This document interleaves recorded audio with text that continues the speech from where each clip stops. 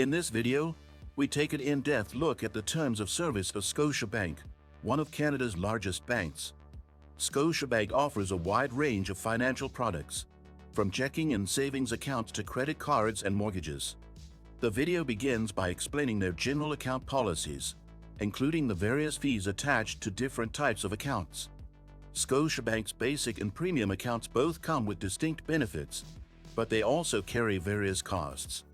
For example, a standard account might have a monthly fee of $15, while a premium account can reach up to $30 per month.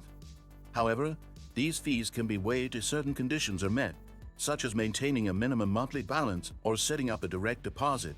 The video will also explain their online and mobile banking platforms, which provide easy access to account management and money transfers. However, there are some limitations when it comes to using their services abroad or with certain types of transactions. Scotiabank does charge fees for international transfers and foreign ATM usage, which could impact frequent travelers or those doing international business. Next, we dive into their customer service policies. While Scotiabank has been praised for its accessibility, some customers complain about long wait times or the lack of personalized service for more complex banking needs. Their call center support and in-branch services can be hit or miss, depending on the location. Scotiabank offers various lending products like personal loans, lines of credit, and mortgages. However, interest rates can vary significantly, and the approval process might be stricter compared to other banks. It's essential to understand their credit requirements before applying for a loan. We also discuss Scotiabank's mobile app, which has received both praise and criticism.